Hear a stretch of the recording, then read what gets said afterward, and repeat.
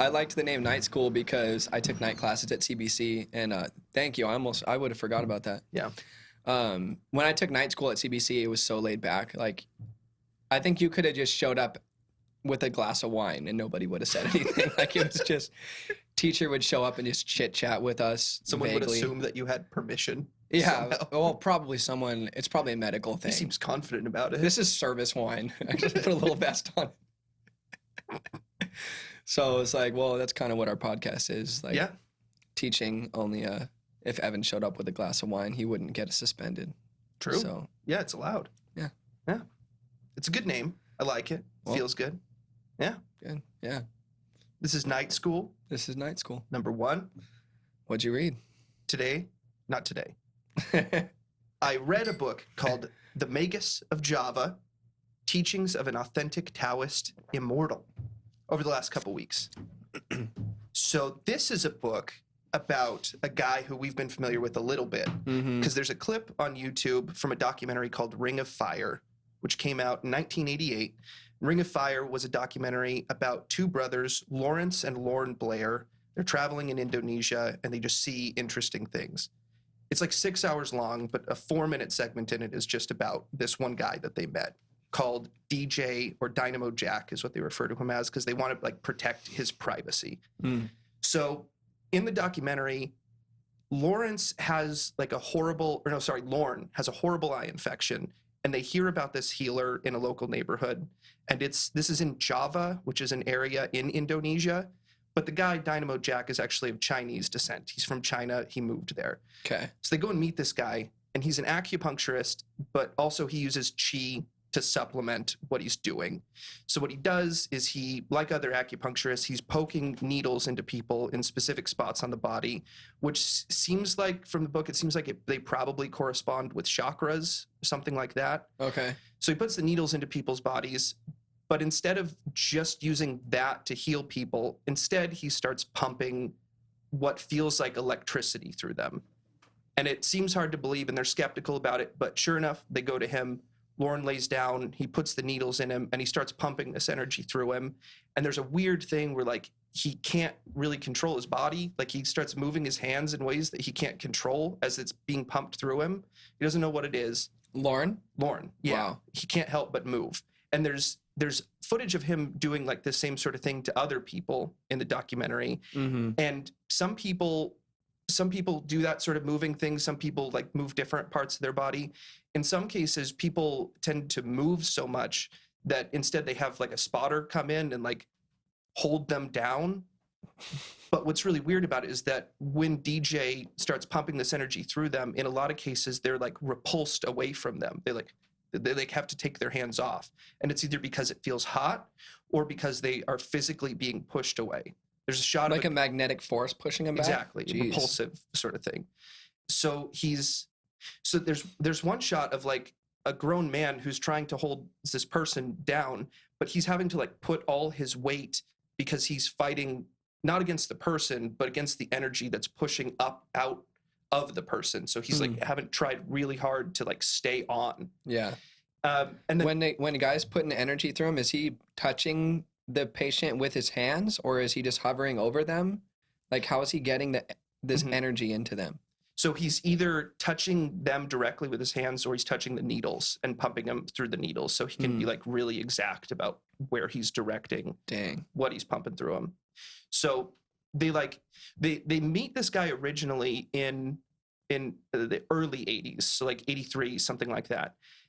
And when they meet him, this is before Lorne has the eye infection. They follow him around for years. They like keep coming back to him, and they follow him around, and they just watch him do healings because it's interesting. And they beg him to let him film because they're making a documentary, and this is the craziest thing they've seen. Yeah, it's wild. And he's like, "Nah, I'm low key." Yeah, he refuses. He says it's only if it's for like medical or scientific reasons, is he okay with filming? So, but like 5 years later, they come back when Lorne has the eye infection. And for some reason, then he's more comfortable with letting them film. And so he lets them film Lorne. He talks to them a little bit. They ask him some questions about like what this is, what kind of electricity this is. And he explains that it's not electricity. It's something he calls qi.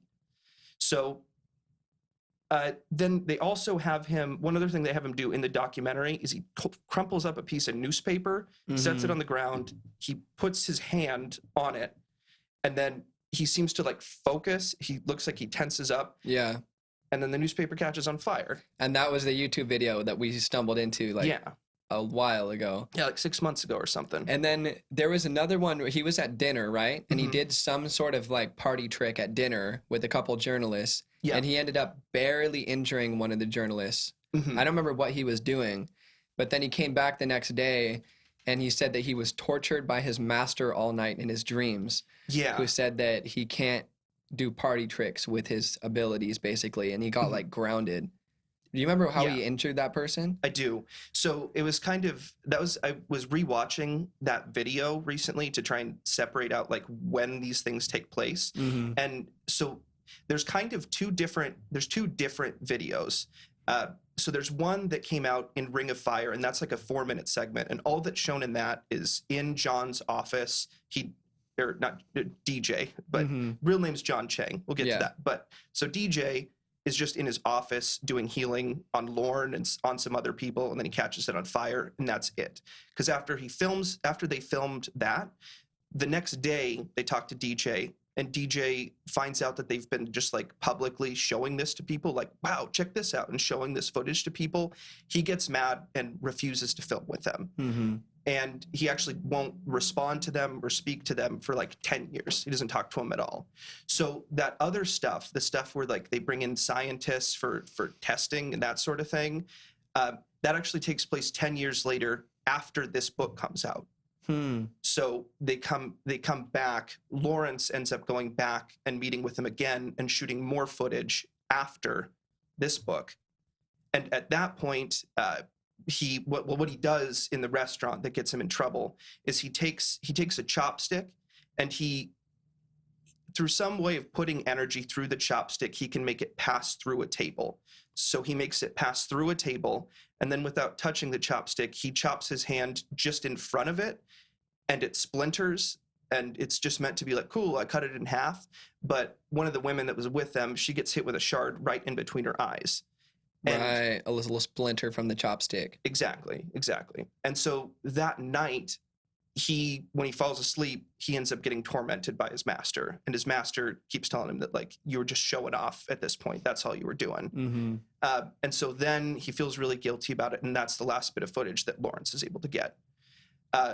Interestingly, Lawrence, when he goes back the second time, 10 years after making Ring of Fire, he also has an eye infection. So, like, then DJ heals his eye infection, like he healed his brother's 10 years earlier. Right. His brother, unfortunately, died in the 10 years in between. So it's just him. Don't know. Wasn't mentioned. Yeah. Interesting. Yeah.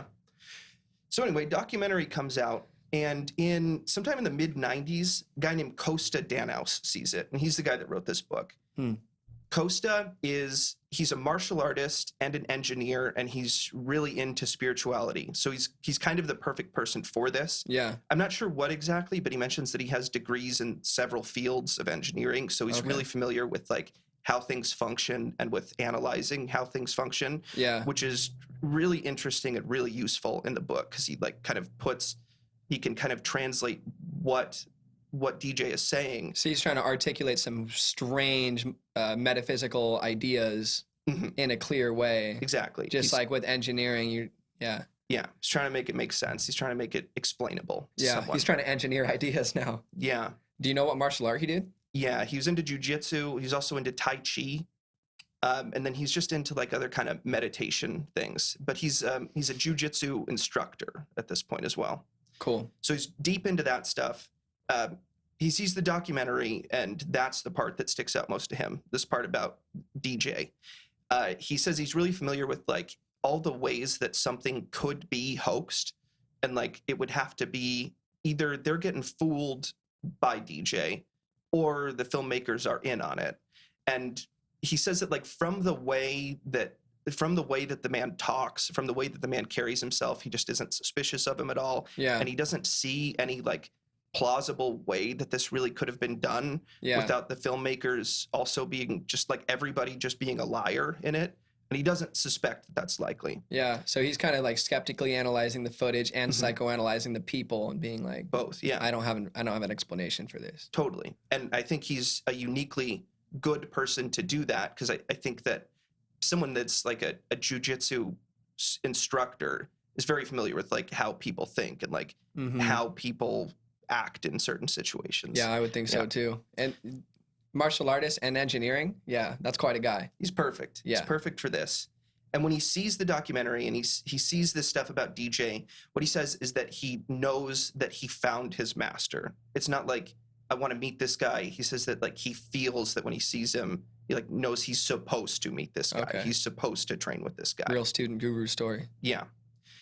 It sounds like he's a guy with a decent amount of money. He's like never had money problems. He doesn't really have to work. So the notion of just dropping everything to him and going and finding this guy and training with him is attractive to him, and he can do it.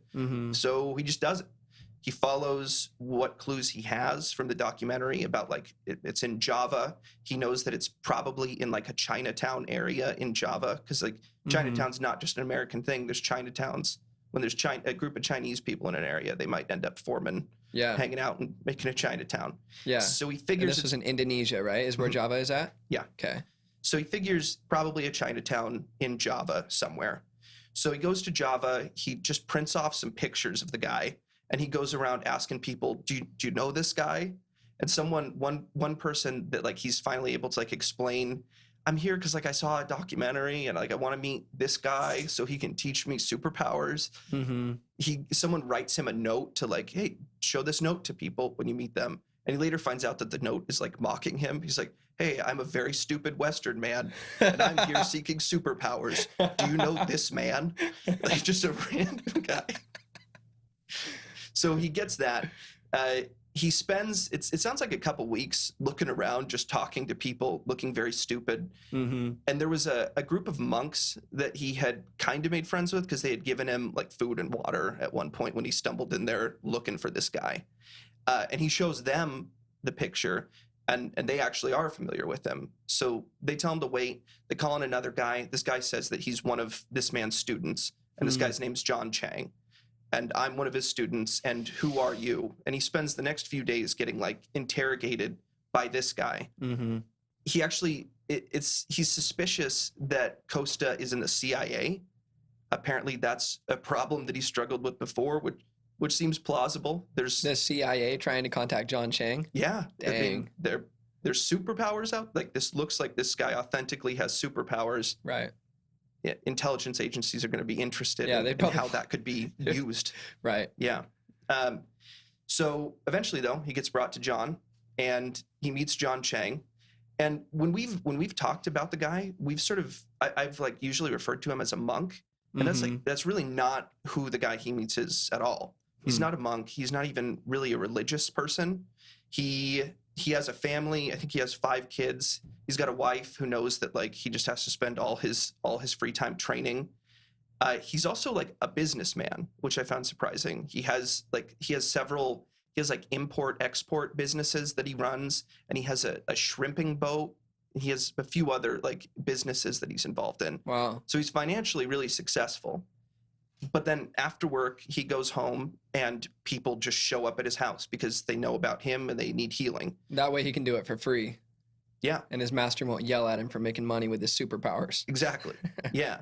And there's kind of a story for a while, because that is sort of part of the deal. When he learned these powers from his master, one of the things is when you get to a certain point in the progression of the system, at this point, the rule is you can't show off. You can't make money, and you can't use it for evil purposes. You can't do something that's like, is bad with it.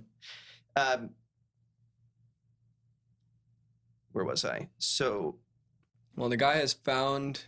Yeah. He has found John Chang now, right? Right. John Chang's student was like, all right, this guy's legit. I'm going to at least let him meet the master. Totally. Yeah. So he's got businesses. He does that. Then on his off time, people show up at his house, and he just heals whoever shows up for free. He can't even accept donations about it. And he's like even told a couple stories of like people like trying really hard to try and give him money and him getting like mad about it because they would try to like give him donations in forms that he couldn't track, that sort of thing. Yeah. Yeah. Like try to go buy a bunch of shrimp from him instead.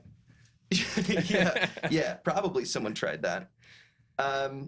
He smokes cigarettes, which I thought was funny. He's like not really all that concerned about being super pure of body because I mean, I imagine at this point he's like capable of doing these sorts of healings. He's not really worried about his lungs. Might just be healing his lungs while he smokes. He might be. He might just be always healing himself. He just wakes up every morning, looks around in his body, and fixes whatever's in there. Something like that. He's not religious. Kosta sort of talks a lot about John's beliefs and like what he thinks the nature of reality is based on his experiences. And he says that he is basically a Taoist. It's like everything that he believes lines up with Taoism, but he doesn't believe it for a religious reason. He just believes that this is the nature of the universe. And if Kosta wants to say that makes him a Taoist, he doesn't really care. That's what it is. Word. One thing, though, that kind of separates him from other Taoists is that he talks about God a lot. He talks about God as like a personified being that made the world kind of thing. And most Taoists don't really get into that at all. Right. They leave it unspoken. Yeah. He's a reckless driver. At one point, Kosta goes with him to his shrimping boat. And he says that John is driving like 95. He's driving 95 miles an hour, and it's on these like weird little Indonesian roads where like people are like riding on the side of the road and stuff. Yeah. So he's like uncomfortable, but John is just always perfectly like swerving in and out of things. And Kosta asks him while if he's smoking a cigarette in the car and texting. Yeah. Doing business, yelling in Indonesian on his phone while smoking a cigarette. Fire. Yeah. Kosta asks him if he's ever gotten into a car wreck, and he's like, "Yeah, one time I did." He said he was going like 115. He ran into the side of a truck, and the car was just obliterated. Everybody was certain he was dead, and they had to use chainsaws to cut the car apart to get into what they assumed would be a body, but was not a body. He was in there smoking a cigarette. He didn't have a scratch on him. It was nothing.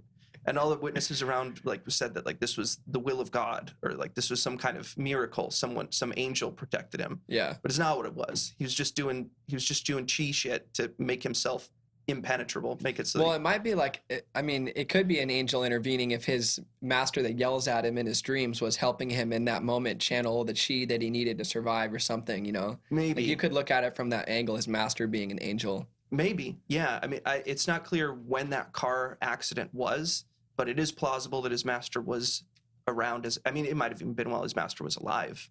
Possible. But yeah, his master does hang out with him for a while, even after he dies.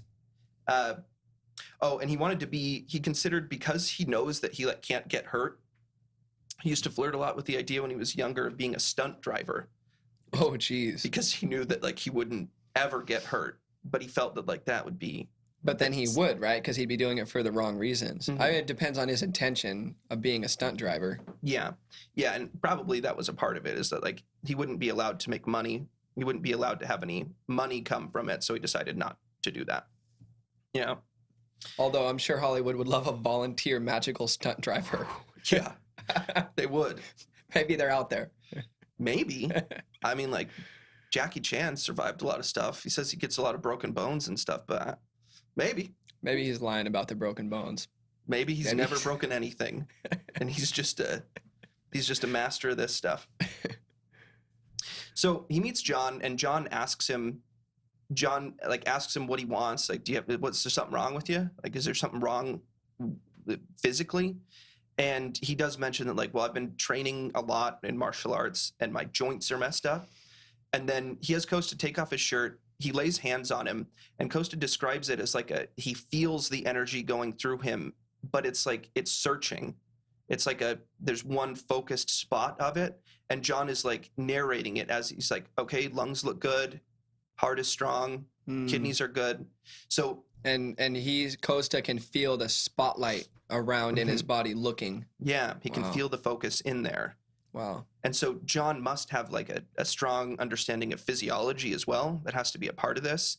If he's being able to do this healing, he understands how everything functions. So that seems to be a part of it. You seem to have to understand what you're doing medically in order to make this work. You can't just, it's not just thinking it into existence or like a faith healing kind of thing. It's nothing like that. Right. It's practical. John considers it just a technology. It's like a skill that he's practiced. Mm-hmm. So, and he finds in Kosta's joints, he says that there is a lot of calcium buildup there. And he says something about the alchemy of his blood, that like there's too much of something in his blood, too much calcium in his blood, something like that. Mm-hmm. And that's been causing it. So then over the next month, Kosta keeps asking John to take him as a student. And John keeps telling no, but he shows up, and for a month he does these healings. And at that point he was like back at 100%. There was no problem with his joints anymore. And just before he was finally about to like give up and leave, John tells him, okay, I am going to take you on as a student. I've actually already shown you the level 1 stuff, and I'll show you level 2 once we get there as well. Dope. So he gets to stay, he gets to hang out. And what it is that John does is called Mopai. Mopai is what he refers to as like the school. It's kind of considered like a form of Kung Fu. Like he talks a bit about Kung Fu and about like how that functions. It's all very family based, and the knowledge is all very like kept separate, because the Kung Fu lineage over the last, it's thousands of years old. It goes back. Masters would have, like, they'd want to keep the knowledge to themselves as much as possible. They would want to keep knowledge from the other schools, so they would pass things on just to their students. Mm-hmm. And people wouldn't really like compare notes. So the reason that a lot of this sort of stuff is so unknown and is so like not really talked about is because they deliberately don't talk about it, because they like to try and keep it a secret. Probably sometimes just because of like ego, probably sometimes because they feel that if their information about their form of martial arts got out, that it would be like dangerous if wielded by the wrong people.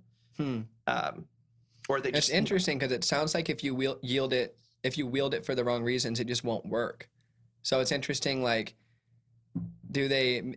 I feel like the first explanation makes more sense. Like, if they start sharing it, they're going to get too much clout for sharing it and knowing this stuff, and their ego is going to inflate. So they have to like keep the wisdom a secret for their own protection, so that they don't get a blown up ego over it. Because I don't understand why they'd have to stop it from getting into the wrong hands if it doesn't work when you do it for the wrong reasons anyway, you know? Oh, it does. It does work if you do it for the wrong reasons. Really? It's not like when I say that there's a rule that you can't use it for the wrong reasons, that's a rule that John's master told him, you need to promise me that you won't use this for the wrong reasons. But anybody can learn this. Anybody that is like, it's not like a mean guy could learn this stuff. Gotcha. Just as much as a good guy could. Yeah. And could do bad stuff with it. So it was like they wanted to protect the knowledge to keep it out of the wrong hands. Yeah. Was a part of it. He also mentions that like something that tends to happen as far as like knowledge getting lost through Kung Fu lineages is that there'll be challenges. So there'll be things where like if a master is disrespected by some opposing master, they might challenge each other and fight to the death. And if that happens, then 50% of the knowledge that they had is gone. Jesus. Masters would even not teach everything to their apprentice because they want to like stay ahead of them. And what they would do is they would keep about 10% of their knowledge. They would write that down on some sort of sacred piece of paper that they protect with some kind of charm, something like that. And then after they die, their student can know the rest of their secrets.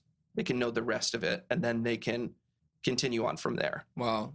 So a lot of this information is really protected, and his type of kung fu is called Mopai, and it goes back thousands of years. Is that MO-PAI? No dash, just a space. Yeah. So Mopai goes back thousands of years. It's basically a 72 level process.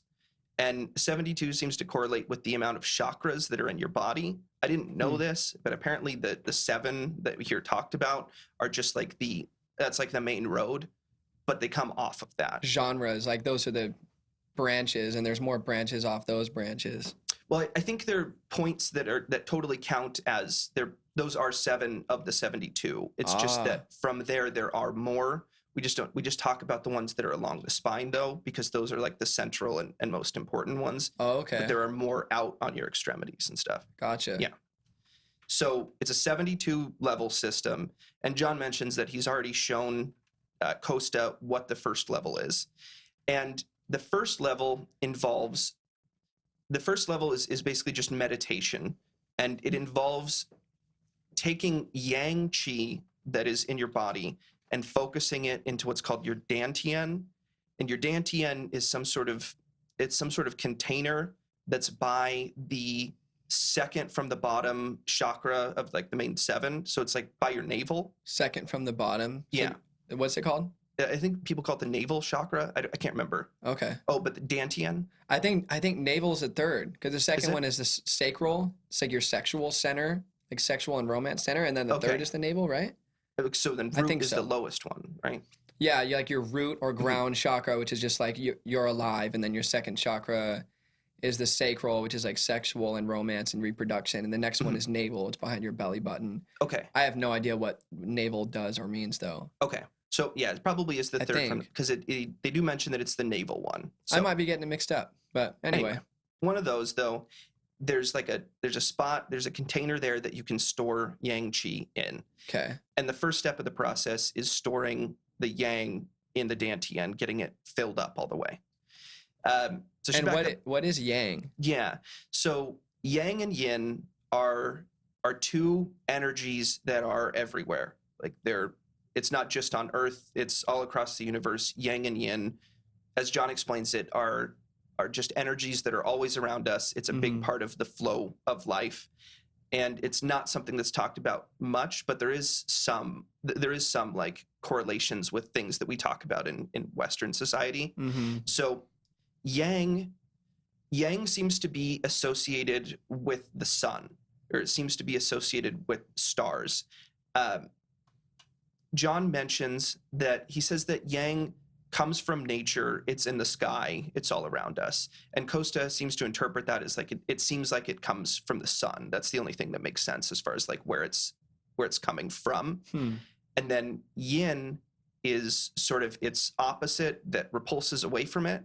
And yin seems to be associated with gravity. Like a black hole seems to be extremely yin heavy.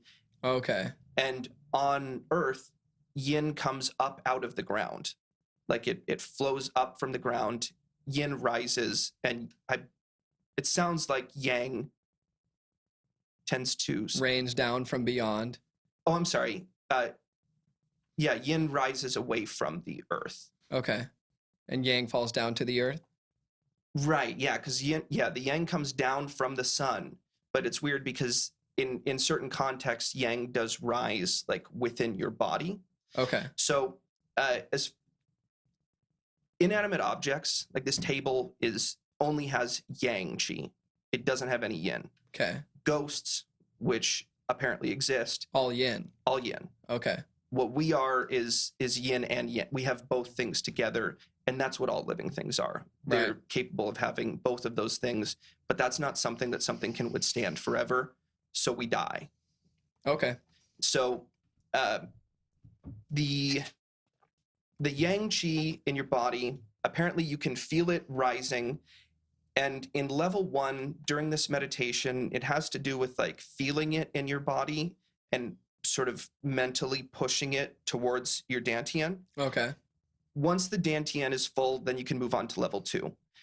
John mentions that the dantian, or that filling the dantian, it takes 81 hours of real meditation. And what he means by real meditation is he says that like some of my students, they'll meditate for an hour, but they'll really only get to the state I'm talking about for like a minute. And if that is the case, and these people are meditating for an hour a day, it's something like 5 years before they ever actually finish it, before they actually get the dantian all the way full. Once you do get the dantian all the way full, level 2 involves compressing the yang that's in your dantian. So it seems to be like a breathing process, and you have to like force it. At one point, Kosta is actually doing the level 2 training, and he describes that he's feeling it and he presses it in, and then all of a sudden he starts hearing like a whirring noise, and he doesn't know what's going on, and then he comes back out of it, and he talks to John about this later, like what that was. Oh, and I should say that when he does that, he didn't know this, but his girlfriend was nearby, and he had told her, I need 20 minutes to do the level 2 training, and she's super familiar with all this stuff. He's like, I need 20 minutes. And she tells him that like at one point you like went down and you didn't seem to move for 20 minutes. So he was actually gone for 45. And at that time when he heard the whirring, he was like blacked out for 20 minutes, and he didn't even know that he was like gone.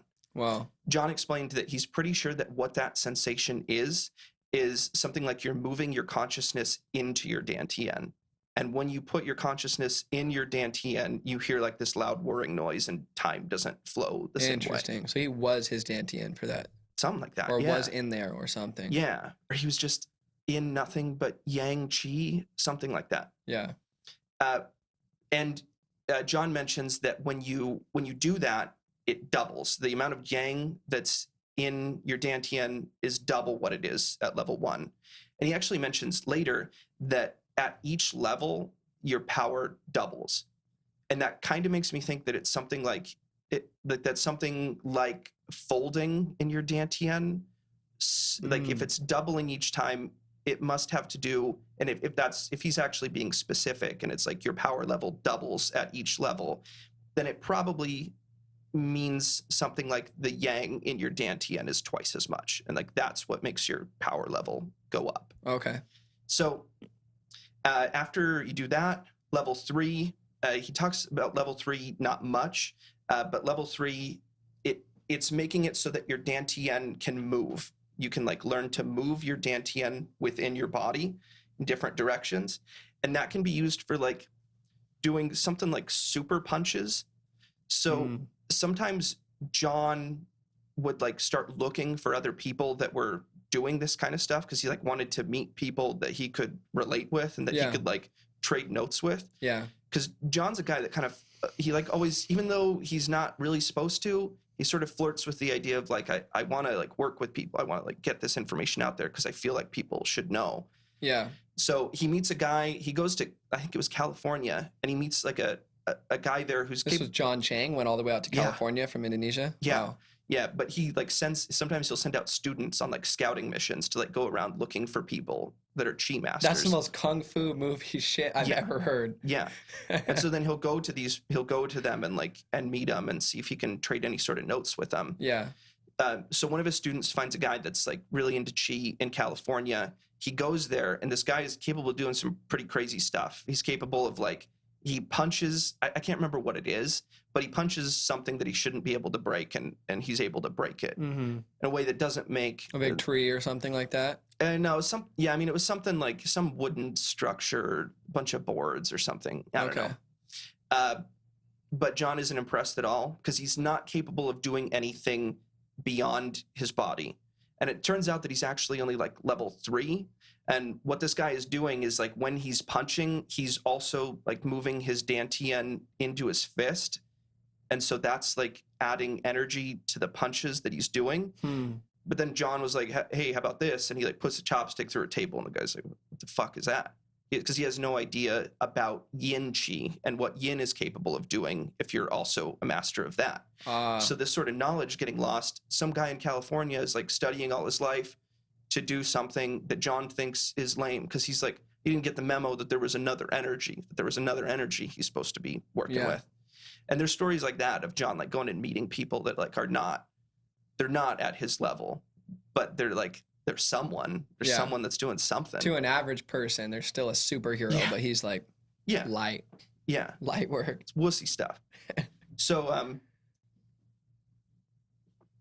that's level 3. And there's a story of a guy who has like a compacted dantian, and he would like, there was a story of him like messing with his doctor. He's like, I got this lump, and then he'd like put the lump there, but then he'd like move the lump around his hand and like just to goof with him, because the dantian is like, it's not Like it's physical. It's Yeah. physically there, and it has a physical presence. Wow. At one point, they do an X-ray on John, and also an X-ray on one of his students. I think that was like level 2 or 3, Mm-hmm. and you can see it. The Dantian is in the X-rays, Wow. and John's looks like it's something like a thick coin, like it's a short cylinder. Whereas the other people's are more rounded. It sounds more like how an M&M is shaped, where it's like Okay. two convex things. Yeah. Yeah. Did they include pictures in the book of the X-rays? No. And it That'd sounds be like wild to look that up. and Kosta didn't even actually see those X-rays. Oh, okay. The X-rays were they were told that one of his sort of like co-students, which they get talked about a little bit in here because he's like working with other people too. Yeah. One of his co-students saw it and was like at the doctor with John when it happened. Gotcha. Yeah. So yeah, that's what level 3 can do. And then level 4 is where like yin starts getting involved. And it sounds like John doesn't elaborate a lot on it, but it sounds like what it is it's now you need to use that yang energy that you have to also pull yin into your dantian. And once you have all the yin in your dantian, that's where John believes the symbol for yin yang, the black and white things swirling around each other. Swirling in the Dantian. Yeah. That it's the Okay. dantian, that it's about. Dantian? Yeah, it's Dantien. Okay. So that seems to be like yin and yang swirling around in your dantian. John mentions that this is extremely painful, that like when you start manipulating yin, it's horribly painful, and for a lot of people, it's unbearable. Mm-hmm. You have to like mentally be capable of blocking it out in order to get past that point. Wow. And if you're able to mentally block it out, you can keep that yin forever and you can do stuff with it. It seems like after that point, when you have yin and yang, the dantian becomes like a battery that charges up. So it seems like the amount of yang that you have in your dantian is how much yin you can hold on to. So that's like how you can have max yin that you're capable of. But your Okay. ceiling can go higher when you get to the next level and you have more yang. So then you can do more. Okay. Yeah. And then if you use your yin for doing some of the things that yin can do, you have to meditate and recharge your dantian to restore the yin Okay. in there. Yeah. So yang is what does the crazy physical stuff like a super punch, right? Well, the yin does even crazier stuff. Okay. Yeah. What's the yin got? So the yin seems to be gravity based, and yin is what's happening when he like survives the car crash. Mm-hmm. What he's doing is he's keeping the yin in him. He can like focus at the surface of his skin, something like that, and that is sort of impenetrable. So one way that he demonstrates what yin can do is, and I think you saw this in like the later Lawrence Blair video from like the late 90s. Mm-hmm. He has an air rifle that like shoots 22s. He'll pump it up and he'll have someone shoot it into his hand and he can catch the bullet. Wow. And what Kosta notes that's really interesting about catching the bullet is that the bullet is never like warped. It's never like it hit a wall and it got misshapen at all. It's not even hot. So he points out that like that's really interesting because it seems to break the rules of physics, Mm-hmm. because usually there's energy loss, and if there's energy loss, there's some kind of heat coming off of it, Mm-hmm. but there's no heat.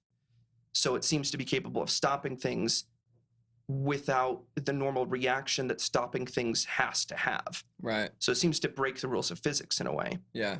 Um, And I've seen YouTube videos of monks leaning on spears on their throat. yeah, Think that's how they're doing that? probably. I mean, I don't know how you just physically develop your throat to be strong enough to lean on a spear. There must be some hmm extra sensory stuff like that going on. Yeah, and a lot of those kinds of videos that you see are the Shaolin monks. And one of the two people to ever make it to level 72, and I guess this is kind of sort of maybe more plausibly just a myth, but was the guy that started the Shaolin Temple. And so the guy that started the Shaolin Temple was supposedly a master of Mopai, was at Okay. level 72.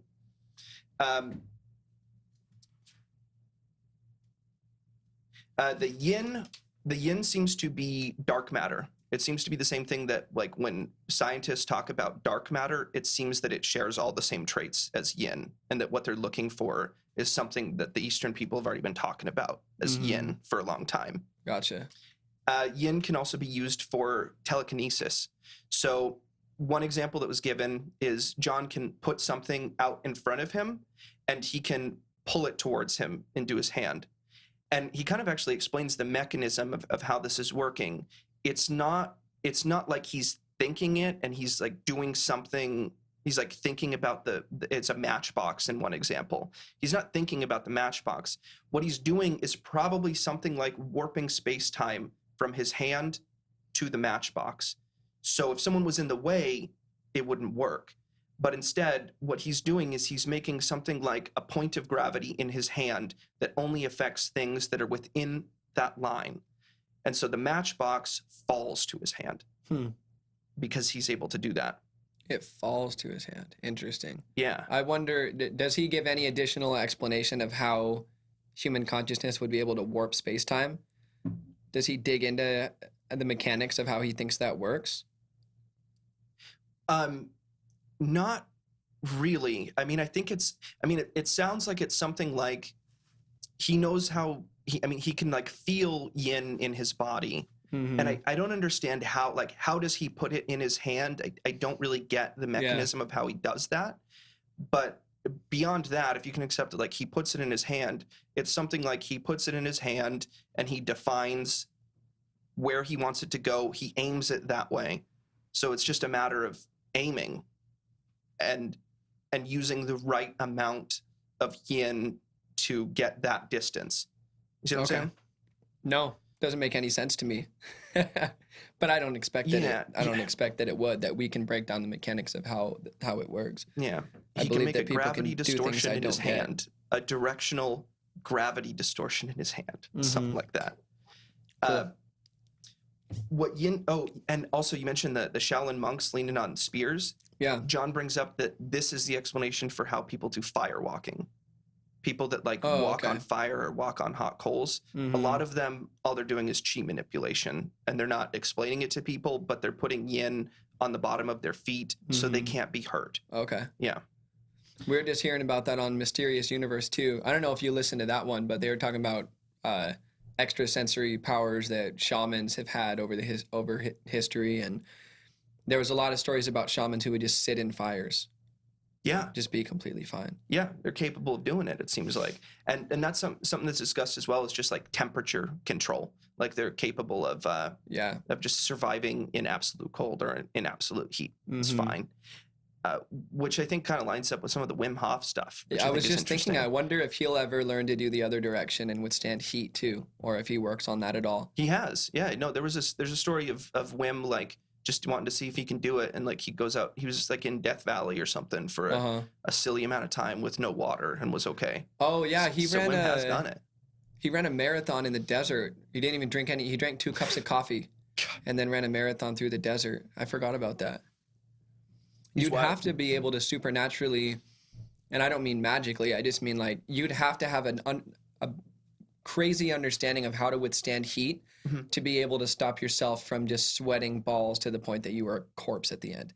Like anybody, if they went and ran a marathon in the desert on 2 cups of coffee and no water, they would just sweat and pass out after like an hour and a half. Yeah. So he's obviously doing something to withstand the heat so that doesn't happen. Yeah. You know? Yeah. I feel like it's got to be related. It's unlikely that like there's these 2 mechanics that both seem to have real effects that are like completely unrelated. Right. So it may be something like Wim Hof is stumbling onto old stuff that other people already knew a long time ago. Yeah. But he's actually said that even. He's even said that like, I'm not inventing anything here. I'm discovering stuff that we used to know a long time ago. Yeah. Yeah. I think it was Socrates or Plato. Evan, you might even know, who said all learning is just remembering. I've heard that. Said, every time you learn something, you're just remembering something that deep down you knew all along in the collective unconscious or whatever you call it. Yeah, it's a thought. But anyway, but the other thing that yin's capable of doing is that your yang can't like travel through air. Like I can't. I can like use yin to reach out to you, but I can't use yang to reach out to you. Oh, okay. The yang stays within the confines of your body unless you can use a combination of yin and yang to get it out. So the yin is like a car that gets the yang out. Right. It has to lead it out. And what gets really wild with the yin and yang combination is that if you can get yang to leave your body, it's basically fire. It's energy blasts that are blue specifically, which is interesting. That are what? That are blue. Why are they blue? They just are. Okay. They're Literally like blue Naruto blast going through the air. Dragon Ball blasts. There's a story of John's master's master who was, I believe he was level 51 at the time, having like a fight with someone that was of a similar level. And again, this is like 100-year-old story at this point. So there's some places where it could have some telephono in there. Yeah. But supposedly they were doing energy blasts at each other 10 yards out in front. They were doing huge energy blasts just across 10 yards at each other.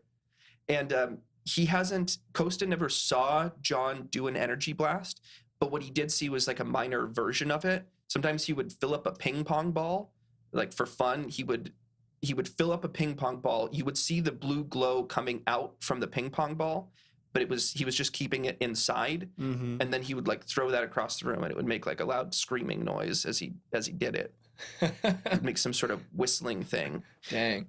And Kosta was curious about like what the mechanism of this is, so he asked, "Would you have been able to do this with like a solid rubber ball?" And he said no.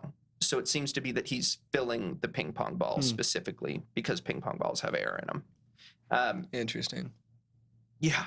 So he's able to do energy blasts.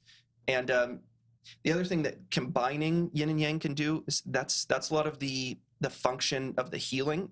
So there's been people that have done tests on him with like electrical currents, and it's not electricity that he's doing. There is one time that he's able to like get an LED going, which is a really low energy thing that it does read as electricity. Yeah. But for the most part, it seems like it's just totally its own kind of thing. What it sounds so he's like. not talking about electricity. He's talking about some kind of life force, some kind of fundamental life energy. Yeah. So it sounds like, as Kosta explains it, probably the mechanism that's happening here is it's something like a pulse of yin yang, yin yang, yin yang, yin yang. So as you feel that going through you, it's not electrical going through you. It's more like gravity going through you in little bits. So you're feeling pulses of like wub, wub, wub, wub, wub, wub, wub as little bits of gravity go by you. Okay. And I am making it a little bit, I am associating it too much with gravity. He mentions that gravity is definitely a part of it, but that yang or that yin also expresses itself in other ways. Well, it's hard not to use the gravity metaphor, because if you think of a metaphysical force that we accept the existence of, gravity is like the most go-to. Yeah. You know, okay, you don't believe in metaphysical forces. Well, what's holding you on the ground right now? Gravity. Yeah. You know, it's like such a good example. Yeah, yeah. And he also mentions that yin seems to be associated as like a force that is meant to compact things. It's meant to like make things smaller, but yang is more of an expansive force. And I think that idea is really interesting because it makes the notion of like a star as like a point that's pushing out on space-time, whereas a black hole is eventually the yang loses to the yin that's pulling against it, and it collapses into a ball of just yin, and then blasts all the yang out to other places until eventually that collects and starts pushing out again. And it feels right. It feels like kind of how things work. And if you explained it in a binary example of ones and zeros, the yang would be the one, right? And the yin would be the zero. Like yang is somethingness and yin is nothingness. Yeah, I think so. Yeah. One thing that John's capable of doing with yin is levitation. Kosta asks him, like, what's that thing with, like, you see, like, people meditating and they levitate? Like, what's that all about? Is that real? And John's like, oh, yeah, that's not even a big deal. That's like nothing. He's like, seriously, you can do that? He's like, yeah, it took me a couple months to learn. You could learn it. It's fine. Interesting. And then he said, it kind of depends. I can usually go like a yard up, but it kind of depends on the floor. So he sits down on the floor, and then he goes quiet, he meditates, and then he floats up 8 inches off the ground, meditating right in front of Kosta. And then he comes back down, and he's like, yeah, I would have been able to go higher, but the carpet's synthetic. If synthetic carpet stops the flow of yin up from the earth. And because of that, he's not able, it seems like he's probably riding on it somehow, something like that. He's riding on the yin, and because the carpet stops the flow of it, he's not able to levitate. Which probably means... So if he had like a bamboo floor over dirt, like it was all organic ingredients, the energy flows through it differently? Yeah. Dang. Yeah. I think that would also mean that like he wouldn't be capable of levitating on the second story of a place. Right. Like he'd be too far from the yin to actually do that. Yeah. But John considers that just like it's like a silly party trick. It's nothing. It's not even interesting at all because you can't fly with it. It's just like you just levitate and you can go back down. You can't go left or right. That's all it is. Just sit on it. Yeah. Hey, real quick, what are we at time wise? I think we're coming up on an hour already. I think we're past 50 minutes probably. I mean, 50? It says an hour on here, but I'm not sure what time you started the podcast exactly. I think we were around like, what is it? Does it say 101? Yeah, when we started the audio, yeah. Oh yeah, we were at like 15 minutes or something then, yeah. At 15? What do you mean? Well, we were at like 15 when we started filming, and now we're at an hour 1. So I think it's been like 45 minutes. Yeah, okay, so 45 to 50 minutes. So how much memory do you have camera-wise? How long can you go? I have enough memory. Just these two are having battery issues, maybe. So I had to plug that one in. Okay. Memory's fine. So how long No can we biggie. talk overall? At least 15 more minutes. Okay. At least 15? Do you think you can summarize the rest in 15? Yeah. Memory is Okay. no problem. I mean, there's plenty of memory to talk for however long Yeah. you Cool. want. I got like gigabytes of space. Dope. No problem. All right. So one thing about energy blasts I forgot to mention, like when those are done, supposedly a person that doesn't have any yin chi to block an energy blast, it like liquefies the person. It doesn't break their skin, but it makes all the bones turn to jelly. It makes the whole structure of the person fall apart. So there's a story of one man getting hit with a big energy blast from someone at a very high level, and they had to bury him, and it was like difficult because he's like a bag, Wow. a liquid bag of jelly. Jesus. Very weird. John is also capable of communing with spirits or ghosts. Mm-hmm. So he talks a bit about ghosts, and I'll explain in a little bit where he gets some of these ideas from. Yeah. But the way he explains it is, we have karma, and some people can even see karma. His master was able to see a person's karma and see whether they were in the red or in the black. He could I've heard of Buddha doing that. Yeah, he could see that. If your karma, when you die, is negative, you go to a place that he calls the Black Wave. He's been to the Black Wave once before. The Black Wave? Yeah. Doesn't that sound like the vision I told you about, like the Black Tar realm? It does. Is it like Yeah. that? Well, he didn't describe it like there was no like liquid or anything there. He just was in a place that was all black. All around him, he felt hate, anger, jealousy. He just feels all this negativity around him. Yeah. He tries talking to someone that's there because there's a lot of spirits that are there, and they're all miserable and they're all complaining. And he tries to talk to one of them, and the person can just say, "Oh, it hurts." Yeah. So then if you die and you have positive karma, you go to the White Wave, is what it's called. And in the White Wave, all the spirits are there hanging out, and they're just having fun. At one point, John ends up there, and he asks for a chicken leg, and it just like appears in front of him. And the spirits there can just chat with you, right? Yeah. Like they're free, they can just have a conversation. So can the black ones. But they choose to just complain Well, instead of like... Yeah. So they Like they can can- talk to John, but all they got to say is, "This sucks." Well, you can encounter people like that every day on Earth. yeah, that's true. So what happens So after you die, you go to the white wave or you go to the black wave, and you stay there for some time, but not forever. Mm-hmm. Karma and what happens to you after you die is not determined by God's judgment. It's really determined by your own judgment, because you kind of know whether you feel good or bad about some of the things you did. Right. And so in a lot of cases, it sounds like in all cases, your karma is kind of decided and you kind of know what's going to happen to you. Right. Kosta asks him at one point, how can I tell if someone's going to go to the white wave or to the black wave? And he says that if the person doesn't end up dying like super suddenly, you can tell by the look on their face as they're dying. Wow. Because if a person looks scared and they're like, oh, then you know that they're getting a glimpse at what they're. I've heard stories like that Yeah. too. That's so eerie. Yeah.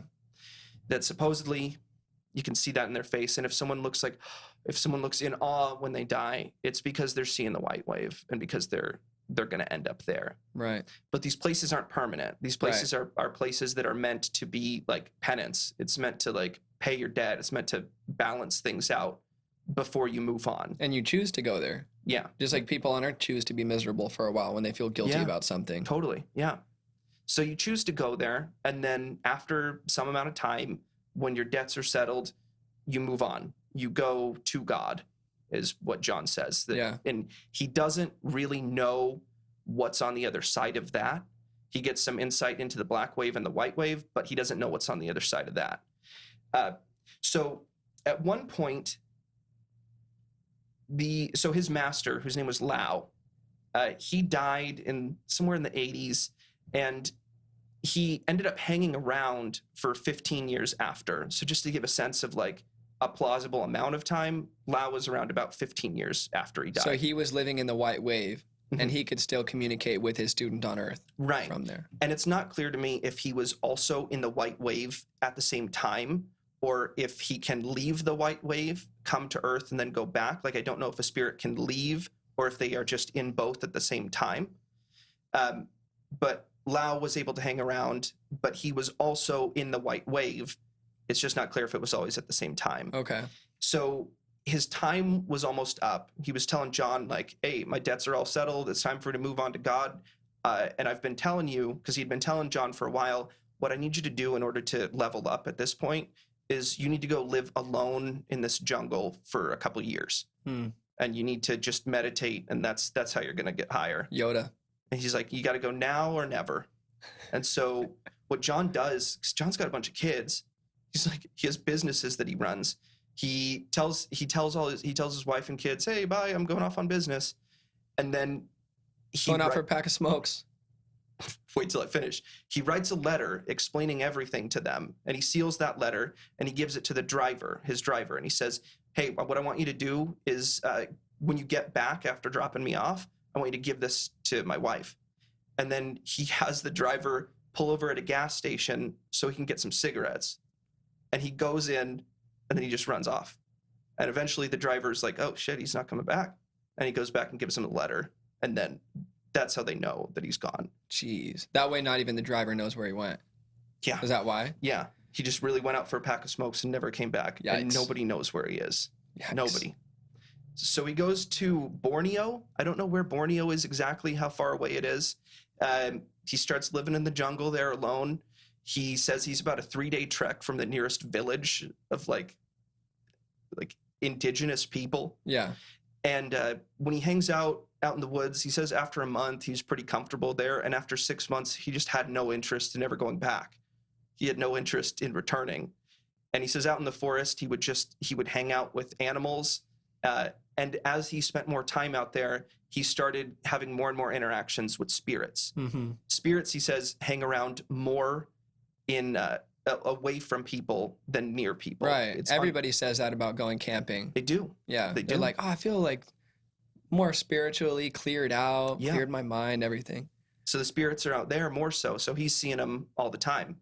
And one thing I should note is that there's kind of a couple different ways that it can go for you in terms of what you're capable of after you die and like what kind of thing you are. Mm-hmm. There are white spirits and black spirits. That means depending on which wave you're in at the time, what your karma is at the time.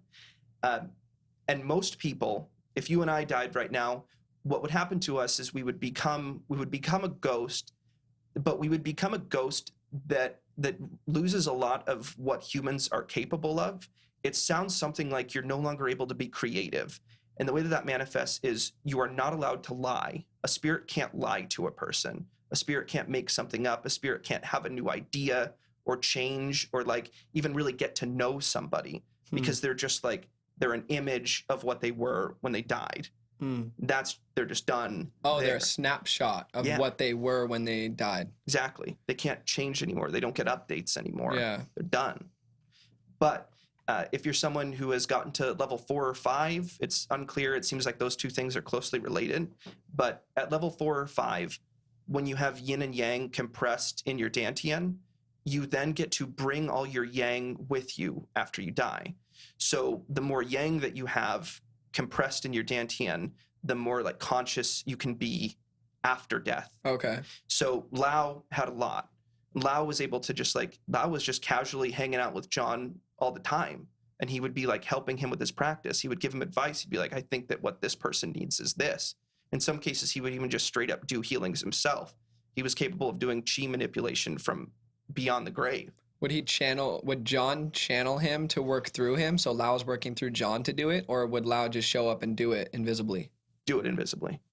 Well, to some people, he was straight up visible. Some people could just see him moving around. People that were like more trained could see him. Yeah. But everybody could hear him. Whenever he was around anybody, even the lay person that's never done any training could hear his voice as clear as you can hear mine. Yeah. Yeah. Wow. So after 15 years, he tells John, it's time, you got to go out to the jungle. So he goes out to the jungle and he's doing these meditations. And when he's out there doing these meditations and hanging out with these spirits, he gets really good at astral projection.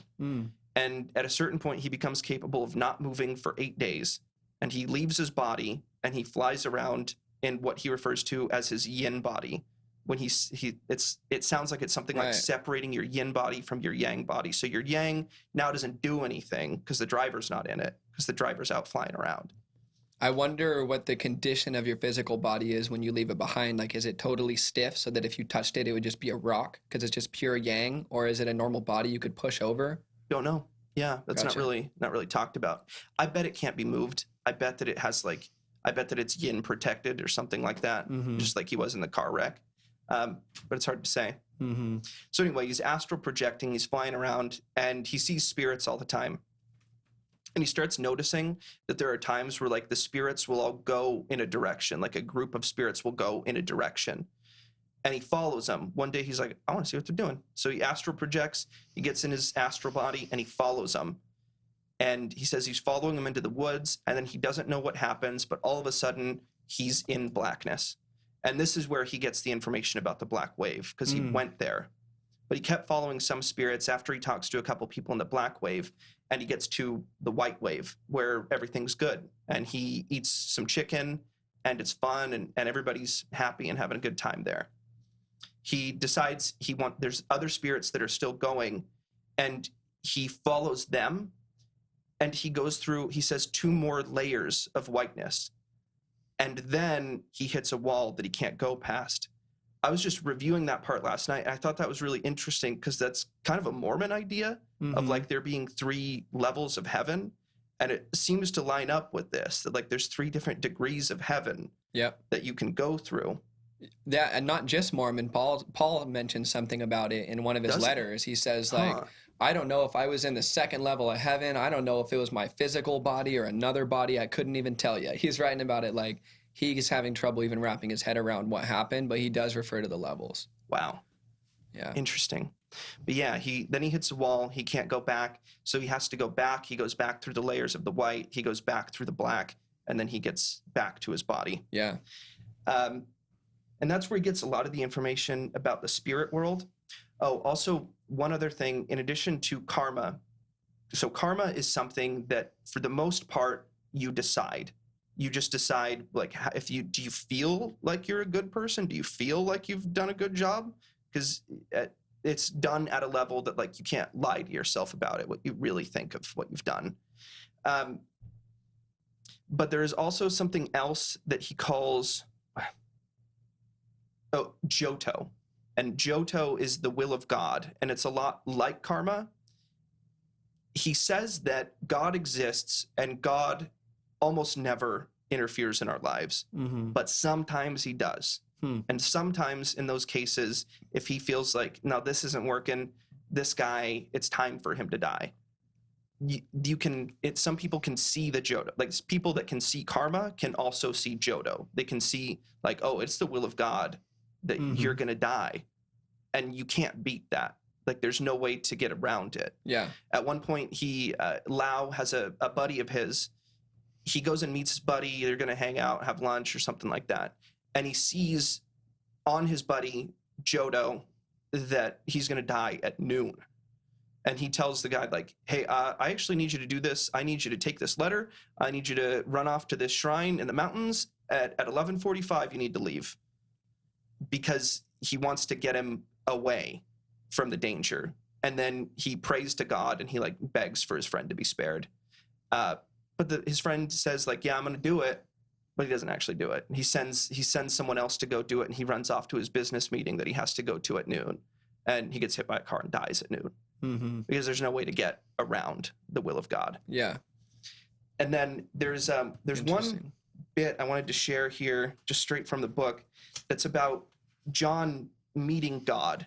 Because as he's out... That's the part I'm most curious about, dude. That's crazy. Yeah. As he's out in the forest, he starts wondering about God. I mean, he's thinking the biggest questions he can think, you know, because he's seen the black wave and the white wave, and he wants to know, like, what's past that? Yeah. And he's begging God for the answers and stuff.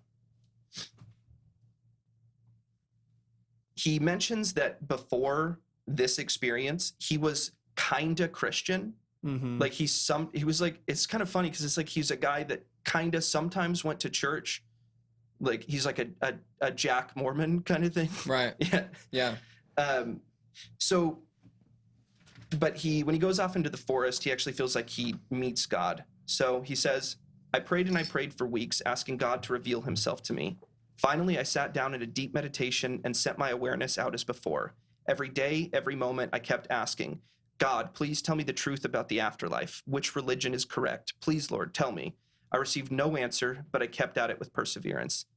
Without warning, one day a voice boomed in the air above me. It was like a thunderclap, and it said to me, religion is like a walking stick. When you are young, you need help from your parents to walk. When you are old, you need a cane.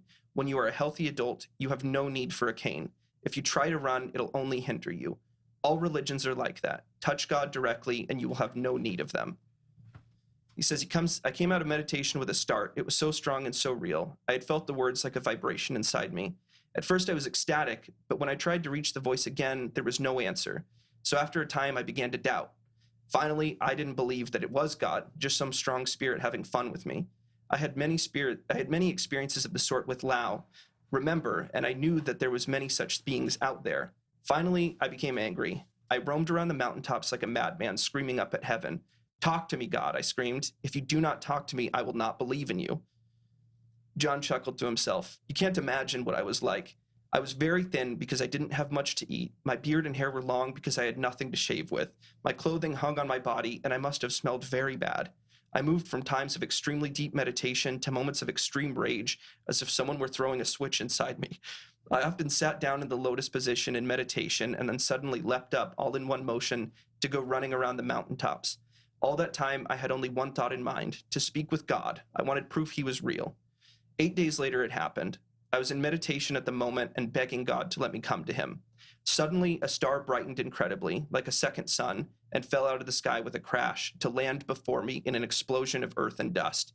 It made a huge hole and lay there, burning. A wind like 1,000 hurricanes buffeted my body and shook the ground.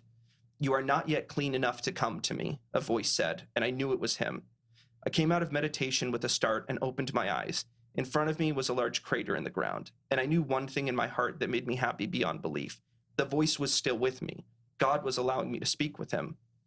Many things I asked him in the days that followed. I wanted to know what sort of behavior was right and what was wrong. For example, I wanted to know if fighting was okay, since I was a kung fu master and had been in many fights. The voice told me that it was all right to defend myself, but I should never initiate aggression. Many things were judged by how you felt inside. If I was afraid for my safety, I could even attack first to protect myself and my family, but there were no fine lines governing behavior. It all came down to how you felt inside. I asked him about hunting and killing game. I detected amusement in his voice when he answered that question, because he said, "You're asking me about this because you killed a wild boar last week to eat, didn't you?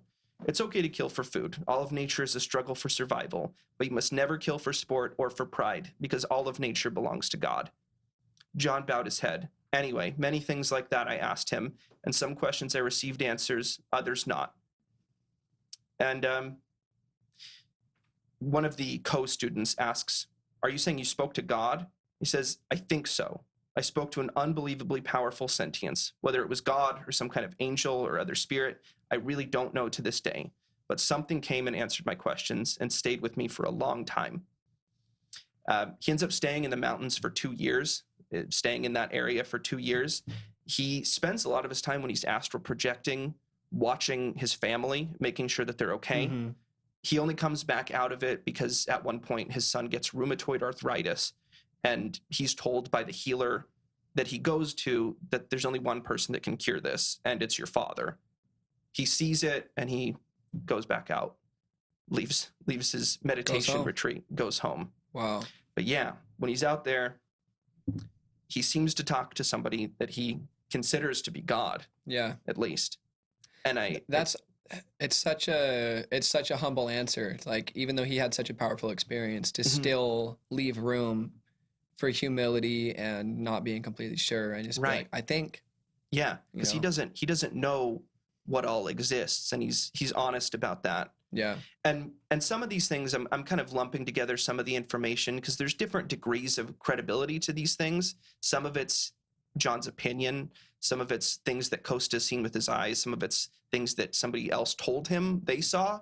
So there is sort of different credibilities of those things. And and the book and John are very honest about those things, about like when it's like, I'm not totally sure about this. Yeah. And he says I mean, I don't totally know if John levitated or if he did some kind of trick or if I was under hypnosis or something, but that's what I saw. I saw it happen right in front of me. Yeah.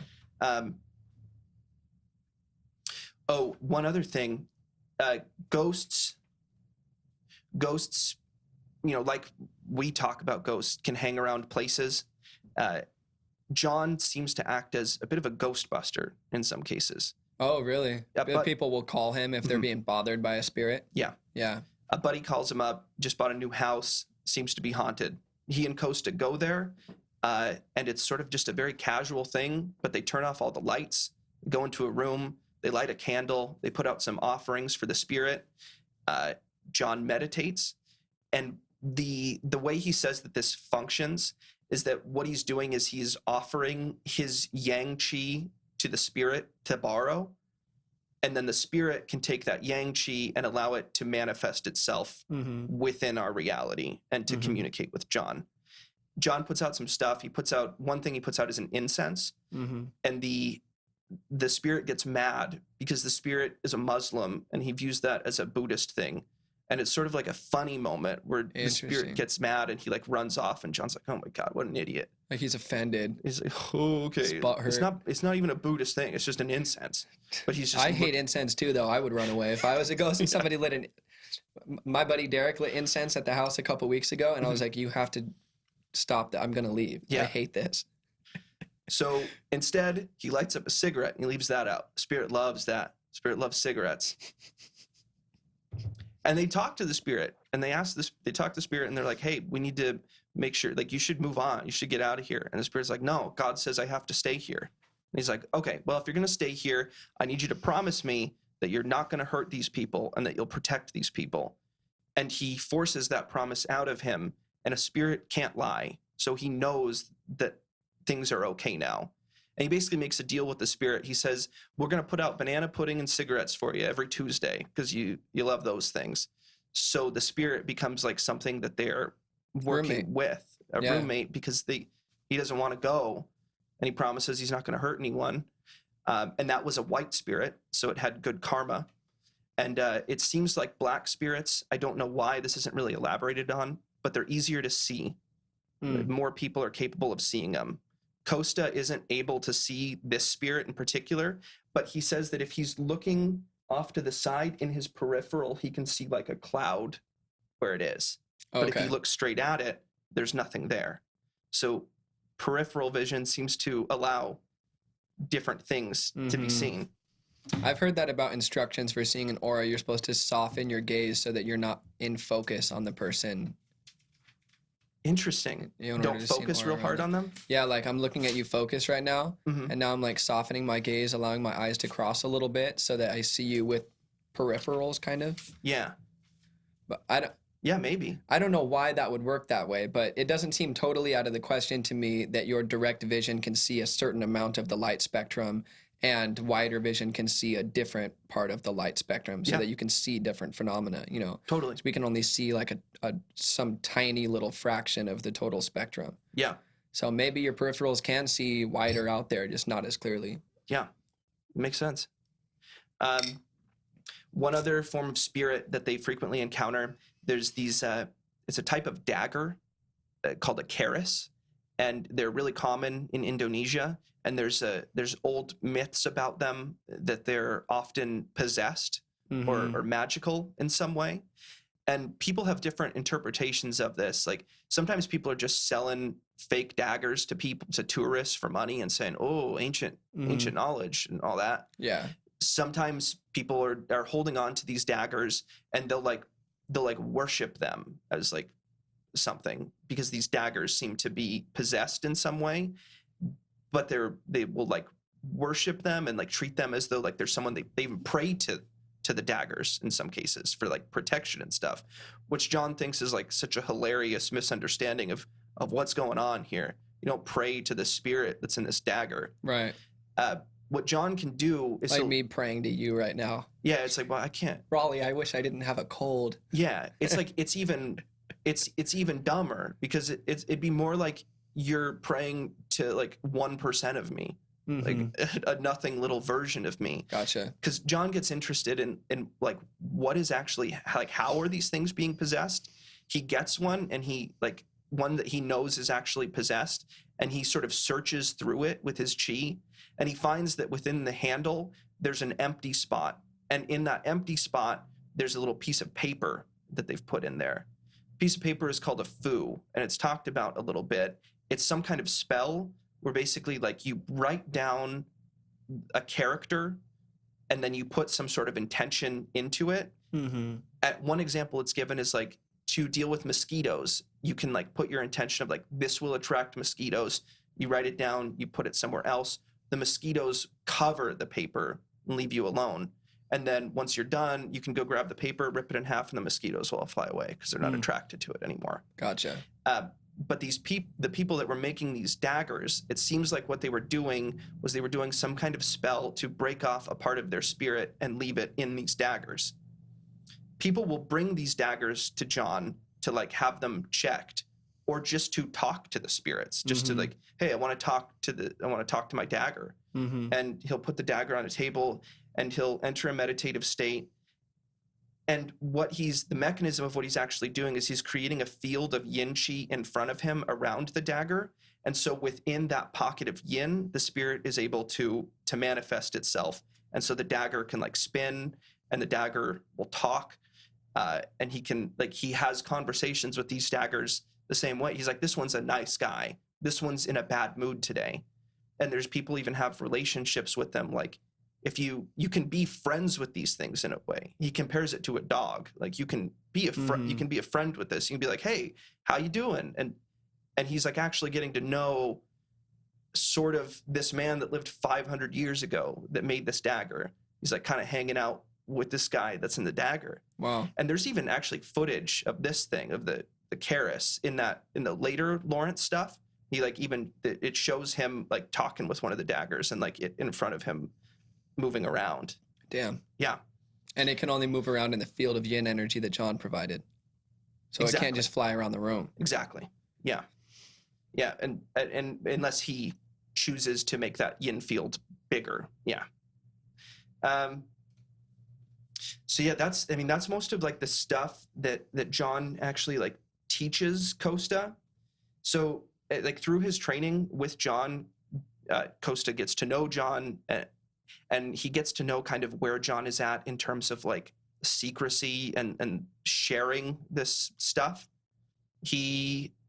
John is like always interested in the idea of like having this knowledge be widespread, but he's kind of having to like run it by Lao and like make sure that he can do it in a way. But it feels like there's many times through John's life where he's like, you gotta try and do this. I gotta try and get this knowledge out there. Yeah. Kosta's a big book reader, and that John kind of jokes about that a little bit because he'll always be like referencing, oh, that sounds a lot like this. John's not a reader. At one point, John says something, and Kosta's like, oh, that's like exactly what it says in the Tao Te Ching. And he's like, oh, yeah, that thing Lao Tzu wrote? Yeah, he's a smart guy. I haven't read it, though. What's it say? He's like, he doesn't actually read any of these things. And at one point, he tells... he's like, I'm plugged into the same source homie was. Why am I going to read what he said? Something like that. Yeah. Yeah. But Kosta, he actually asks Kosta, how about you write a book about me? So he asks for this book to happen. And Kosta also wants to do like a documentary about it, but that doesn't seem to have come to fruition. John's always very careful about like, how are we going to do this? And Kosta kind of talks him into like, well, I could like give you a cut, but it could just be for charity. Like you could just not accept any of this money. And John's like, yeah, I do kind of want to make an orphanage. Maybe we could just do this. Oh, cool. And then he goes, and this is interesting. Before John okays the book, he asks Lao about it. But Lao's already past the white wave. He's moved on to God at this point. But still, after like a fast and some sort of very deep meditation, he can reach him beyond that horizon. Lao can't tell him, it sounds like, anything about where he is, but he is able to like give him the okay and tell him like, yeah, it seems like a good time. Let's do it. But yeah, John's always going back and forth about it. It's hard to say how much success he's had in terms of like getting this information out. We're talking about it. We've got the book and we're seeing it, but it seems like John never necessarily considered any of these things a success, and he would often end up being unhappy afterwards about the result. There was a couple other things that made John uncomfortable about the notion of sharing these things besides his master's opinion. One thing was he's not really worried about the notion of like evil people using it, except for the fact that it could affect his karma. So it's explained that if you do something big, if you say you want to try and change the world, you're making a gamble. You're making a big risk. Because you'll be held accountable for all the ripples from what you did. Yes. So if you do something really big because you want to change the world, even if your heart was completely in the right place, if you were stupid and you did this wrong, and because of what you did, because you shared this information, things went very poorly, that's still on you. If things went very well, that's on you too. And you do get the credit for the fact that like, hey, you saved the world or whatever. Interesting. But Kosta and John both had to accept that like, if this goes really bad, if this has a bad outcome, not just like a neutral or like disinterested outcome, this could be bad for us in the afterlife kind of thing. And so one idea there is that if we're choosing to pass on these things that we're learning, we have to keep in mind like that we're sharing it in a way that honors the ancestors of this knowledge, because it still affects them too. You know? Interesting. Maybe. Yeah. Like even beyond death, could your karma change beyond death? Oh God, I don't know about that. I don't know, because if your karma is directed by what, like, you were saying that the ripple effects of the change that you inflict on the world, regardless of your intention, can end up negatively or positively impacting your karma. But isn't the karmic stuff all about intention? You know, if you do something with the right intention and then it hurts somebody, would it necessarily affect your karma negatively? Or could you also choose to let yourself off the hook, or could God choose to let you off the hook because of what you were trying to do? Interesting. You know? Maybe, and it's probably not cut and dry between those. You know what I think it is? I think it's like this. I think if you are not familiar with the concept of doing something big impacting your karma, which you just became aware of, then if you're not aware of that, then it's not a thing. Right. It was more like, forgive them for they know not what they do. it was like Lao saying, you can do it, but you need to understand that this is what it is and that this will affect your karma. And the fact that John and Kosta was like, I understand that. Now that is going to factor into what they decide to do with their karma. Right. So it's kind of like Lao is saying, I mean, you can try, but like, I'm going to hold you, like, you got to be held accountable if you fuck this up. Right. Because I protected this stuff all my life. And he like gets that like this knowledge seems to be dying. This knowledge seems to be going away and getting lost, but he still wants to be careful. So now if we took it and started teaching kids how to float quarters over their hands at parties, then it could backfire on the people that we got this information from because we knew and they knew. It could backfire on Kosta because Kosta's still alive. Yeah. If we started doing something bad, it's going to affect Kosta. Well, John, though, is dead as of this year. He just died in February of this year. Interesting. At 80-something, I think 82. He fell and hit his head, had some sort of brain problem that took him out. Wow. So I guess he just got caught off guard, didn't have his... Or, shoot, maybe he's out there. Jodo. Maybe he went out for cigarettes. That's a great place to end. disappeared. That's a perfect place to end. Yeah, so that's... Unless you had any other points you wanted to get in. That's the big stuff. I mean, that's the big stuff that Kosta learned from John. Yeah. And this is Kosta's attempt to get that information, or I guess Kosta and John's attempt to get that information out. Yeah. There's other information out there about John too. There's other people that have trained with him and have like written about their training with him. So there's more out there. But so what would you recommend someone look up if they wanted to learn more about this? What's the documentary called? Do you know the names of any of John Chang's other students? Well, if you look up John Chang Ring of Fire or Dynamo Jack Ring of Fire on YouTube, you can see the original video that got us into the idea of it. Mm-hmm. Because I came out of it like, I didn't think it was fake at all. Right. And that was convincing. Same here. And after that point, I wanted to learn more about like what it is that he's actually doing here. So I guess start with that YouTube video. That's the most interesting thing. And that's the documentary is called Ring of Fire? Mm-hmm. Okay. Yeah. And then there's a couple other students there's Dan something that wrote a book about him, and one other guy that wrote a book about him. The Blair brothers have some documentaries. There's like other stuff that Lawrence did about Dynamo Jack later. So you'll see that on YouTube too if you look it up. So if you look up Lawrence Blair and Lorne Blair? Yeah, like if you look up Ring of Fire, Dynamo Jack, in a lot of cases you'll get like a 15-minute video that's actually a combination of the two different segments just to get, but they're 10 years apart basically. Yeah. And then I looked it up. I looked up Kosta. After he wrote this book, a couple of years later, he wrote one other book, which I just bought, which is called Ni Kung, The Way or the Secrets of the Warrior Sages. And that one's like an actual practical how-to book on the levels. Okay. So he went a lot deeper into like actually getting the information out there. I'm just kind of piecing together stuff from like the little bits that are said in this book. But yeah, there's more out there about it too. Well, if you got 5 years on your hands to get through level 1. Shit. Well, it's an hour a day. But you go live in the desert, get it done faster. Yeah, there you go. Ask Wim Hof how to survive out there. Yeah.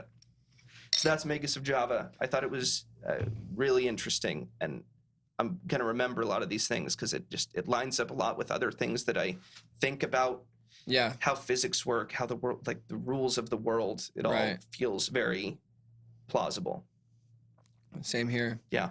I remember I saw I've told you about this vision before of hell, or I wouldn't describe it as hell after I saw it, but it was somebody who had passed away that we knew, who I won't say, but I had a vision where I was talking to them and they were suspended in black tar, and they were swimming in the very manifestation of the pain that they inflicted on other people while they were on Earth. Ooh. And I remember talking to him and being like, you could just let go of all of this right now. You could just wholeheartedly accept that this is what you did and you created and you're inflicting on yourself. Yeah. And escape this realm instantly if you really wanted to. Easy for you to say. Right. Yeah. Yeah. Theoretically, but I was also being rude to the person at the same time. Like I was giving him the answer, like throwing it in his face, not trying to be helpful in this conversation. And that's like Black Wave just feels like the right way to describe what I saw. And hell, because of growing up like fundamentally Christian, I pictured hell as like a a land where you have pain inflicted on you by demons. Yeah, and that's you're how it's burning. personified a lot. Yeah. Yeah, but it looked more to me like a place where you inflict pain on yourself with a total lack of self-awareness at the same time. It's the same way that you could walk up to somebody on the street and be like, you could just go get a job right now. It's like, theoretically, but I'm tortured inside and I'm tangled up in everything that I think about and the mess in my mind, and I can't just, it looked the same. Yeah. Looked the same way. And Brent, my pastor, I remember talking to him about hell one time, and he told me, he said, I think the afterlife works on I shouldn't quote him because I don't know exactly what he said, but he expressed the idea that the same rules that God has assigned to work in this realm work in the afterlife too. And so if you're lonely and miserable here, you just might be over there too, And so it's like you can do the work here or you can do the work there. Either way, you're not getting around it. And either way, it's largely self-inflicted. Yeah. Not self-inflicted in the sense that you made up the rules, but self-inflicted in the sense that you enforce the rules that God created on yourself. Right. Whether you're fully conscious of that or not. Totally. And the more conscious you are of that, easier it is to improve your situation. Yeah. Which that resonates. Your motivational speaker is trying to convince people all the time to just take ownership and take accountability, and they can change things. Mm-hmm. But it's hard to get there. Yeah. Cool stuff. Episode 1, Night School. Great book. Anything else to add? No, not really. Dope. Thanks to Evan for filming. And thanks to Brent for letting us film here. Thanks to Brent, East Lake Church, Uptown Theater, 1300 Jadwin. Next week. Good game.